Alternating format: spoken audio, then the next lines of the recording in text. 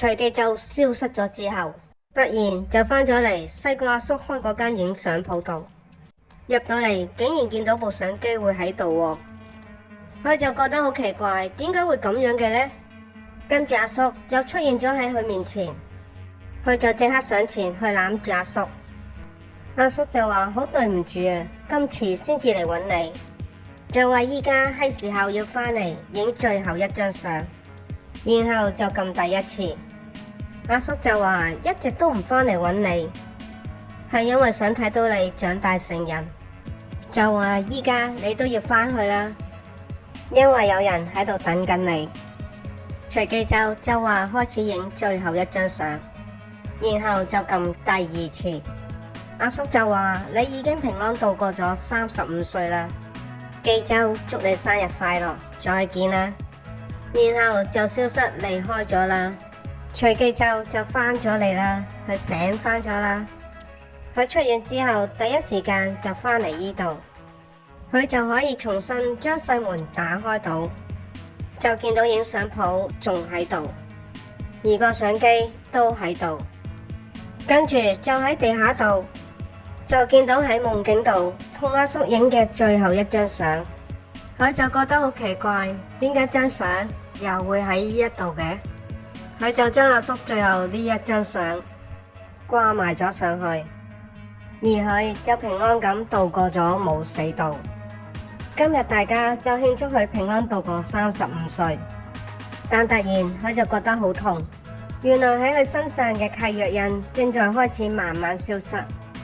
第二日佢就叫2個員工嚟到影相鋪度，就話個影相鋪就快會消失啦，要盡快影埋最後一張相，咁2個員工先至可以離開到，重新再投胎做人。然後其中一位員工就話想聽晚就走啦，因為佢想靜靜咁離開，驚到時見到大家又會唔捨得走。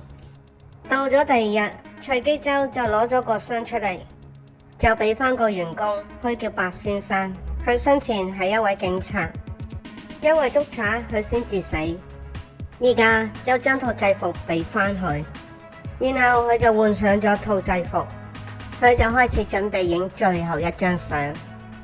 但突然佢哋都感覺到有嘢入咗嚟喎，原來就係附喺李警察度嗰隻惡鬼，佢竟然可以入到嚟嘅。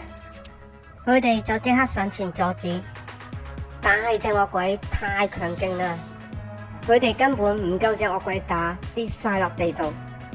然後隻惡鬼就行去攞部相機，隨記就上前去阻止，佢就俾隻惡鬼捏住條頸。白先生再次上前阻止，隨記就即刻將個相機收起，然後佢就衝過去亡者之門嗰度，諗住將道門強行打開，但係隻惡鬼就嚟到啦，白先生都即刻跑過嚟阻止。突然隻惡鬼就走咗入去白先生嗰度，將佢佔據咗。依家就得返隨記一個，佢就俾惡鬼捉住咗。惡鬼就拎起咗把刀，就將把刀插落去隨記嗰陣時，喺隻惡鬼入邊嘅白先生就阻止，然後佢就叫隨記用刀嚟插死佢，咁樣先至可以將隻惡鬼消滅到。跟住就將把刀放落去隻手度，隨記就話做唔到，咁樣就會連你都消滅埋。白先生就話佢插唔到啦，就捉住咗隨記隻手，將把刀插落自己度，隻惡鬼就彈咗出嚟啦。隻惡鬼就灰飛煙滅，終於將佢消滅到啦。然後白先生就對住佢講：好多謝你一直以嚟嘅照顧，老闆保重啦，再見啦。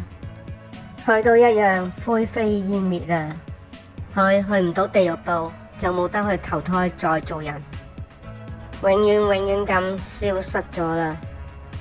隨記就非常之傷心同痛苦，而佢身上嘅契約印就突然消失咗。呢個時候影相鋪就開始不斷咁震，影相鋪所有嘅嘢，仲有一直以嚟影過嘅相，都被一股強大嘅風抽緊出去，隨記都一樣被抽埋出去。全部都吹晒出去細門外面，然後到細門就關埋咗啦。佢就話點解會咁奇怪嘅呢？同一時間，韓春就嚟到門口嗰陣時，喺條街啲燈就突然爆開爛晒，佢隻手腕個圓形印就不斷咁發光，佢就覺得非常之痛。韓春就話點解會咁嘅呢？大家好啊，我好中意睇韓劇㗎，尤其係恐怖、宗教同迷信。如果大家都中意我分享嘅韓劇恐怖片，請幫手撳個 like 同鐘仔，多謝大家收看。